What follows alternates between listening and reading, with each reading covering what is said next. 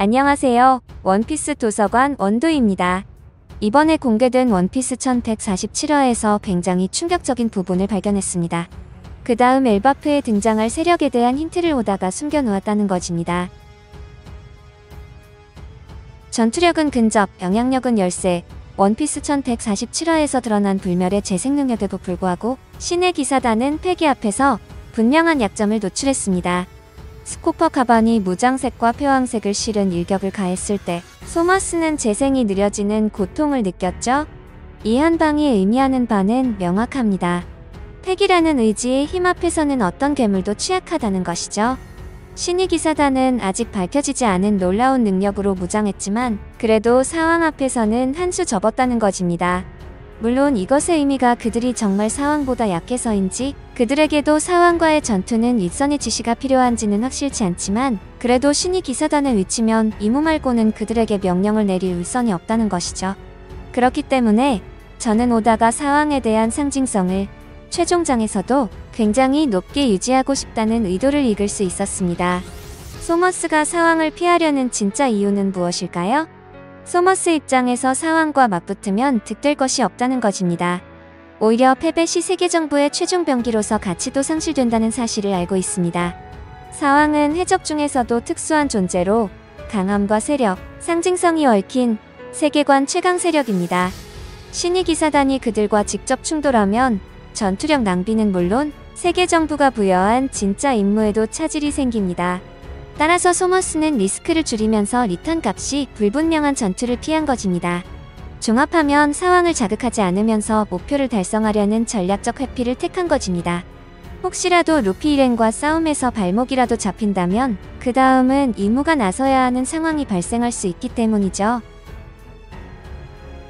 스코퍼 가반의 이미지가 우스꽝스럽고 다소 가벼운 느낌을 보여줬기 때문에 우리들이 그의 전투력에 대해서 조금은 저평가하고 있었을지도 모릅니다.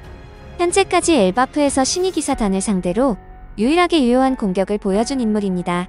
갓벨리 생존자, 최적의 대응을 했다고 평가받고 있으며 역시 로저의 적단 왼팔이라는 칭찬이 쏟아지고 있습니다. 스코퍼 가반이 이토록 단숨에 신의 기사단의 약점을 캐치할 수 있었던 비결은 무엇일까요? 그 이유는 이미 갓벨리에서 신의 기사단을 봤다는 것입니다. 그는 로저와 함께 세계정부 최정예 부대 신의 기사단과 마주쳤던 유일한 간부 중 하나였기에 재생, 정신조작, 꿈속 괴물까지 모두 경험하며 그들의 공략법을 알고 있었을 겁니다. 1147화의 패기를 담은 일격은 단순한 무력이 아니라 경험에서 우러난 전략적 선택이었습니다. 그리고 애초에 원피스 세계관에서 모르는 능력이나 애매한 능력이 등장하면 일단 패기가 강한 쪽이 유리한 건 사실이죠. 가반의 패기가 강하다는 것을 증명한 것으로 보입니다. 로빈에게 주어진 임무죠.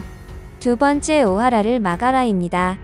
로빈에게 학교와 도서관 파괴 협박은 곧 로빈에게는 두 번째 오하라를 보게 된 셈입니다. 어린 시절 버스터콜의 재현이 아닌 이제는 꽃꽃 열매의 전투적 활용으로 지식을 지키기 위한 그녀의 움직임이 시작되었죠.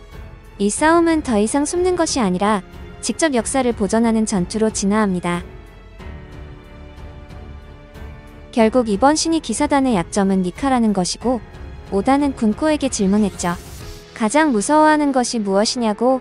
그때 당시 그들은 내면의 공포를 실체화하여 공격할 준비를 하고 있었습니다. 이때 군코는 니카를 가장 무서워한다고 말했습니다. 결국 군코는 엘바프에서 루피와 대면할 것입니다. 심지어 신의 기사단이 이런 일들을 펼치고 있는 사실을 알게 된다면 루피는 더욱 분노하며 특히 콜론을 떠올리며 콜론을 납치한 군코에 대해서는 진심으로 싸울 가능성이 높습니다. 이때 군코는 무너진다는 것이죠. 군코는 니카 앞에서는 순한 양으로 변할 것이니까요. 하지만 저는 점점 루피가 점점 전투적으로 변해가는 느낌이 강하게 들고 있고 처음 루피를 보았던 우리들이 느끼는 감정과 많이 이질적인 느낌까지도 받고 있습니다. 루피는 누군가에게 무서움의 대상이 되고 싶지 않아 했죠. 과거 루피는 로저와 매우 비슷한 말을 했습니다. 로저는 지배 따위에는 관심이 없다고 했고 루피 역시 가장 자유로운 해적왕이 되고 싶고 모두와 함께 가장 큰 파티를 하고 싶다고 했습니다. 하지만 현재 니카의 이미지는 누군가에게는 공포이고 누군가에게는 해방의 전사로 가장 정점에 서서 강한 힘을 휘두르는 존재로 인식됩니다. 이번에 군코는 니카가 가장 무섭다고 했으니까요.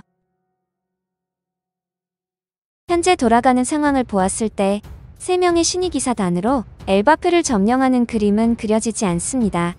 그들의 능력이 뛰어난 것은 사실이지만 루피 일행들과 로키의 전투력을 넘어서기에는 부족해 보이죠. 게다가 사왕 루피에게 싸움조차 걸 수 없는 상황이라는 것을 우리는 알아버렸습니다. 결국 그들의 선택은 정해져 있다는 것이죠. 엄밀히 말하면 이무의 선택은 정해져 있다는 것입니다. 먼저 에그헤드의 상황을 다시 떠올려 보겠습니다. 우리가 착각하고 있는 점이 있다는 것입니다. 에그헤드에서 밀짚모자 일행들이 오로성들을 돌려보낸 이유는 바로 고대 로봇 에메트에서 조이보이의 패기를 되살려낸 덕분이었습니다.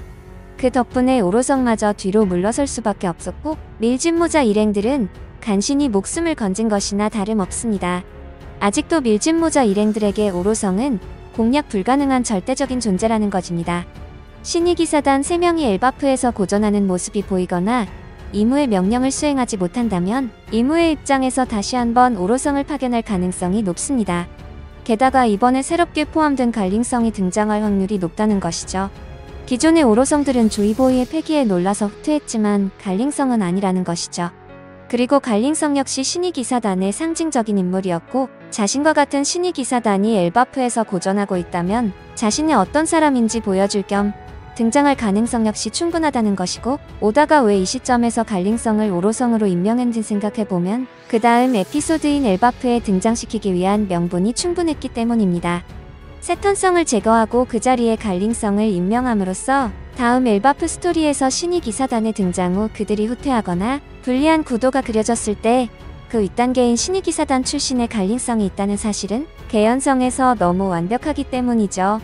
저는 오히려 오로성 전체가 다시 엘바프에 등장하는 그림보다도 새롭게 오로성으로 임명된 갈링성이 오로성의 자격으로 신이 기사단을 돕기 위해 등장하는 것이 굉장히 스토리적 개연성에서 좋다는 것이고 갈링성은 과거 갓벨리의 진실을 알고 있는 몇 안 되는 인물이고 오다 입장에서 갈링성을 통해 과거 떡밥을 회상으로 풀어내기에도 굉장히 안성맞춤이라는 것입니다.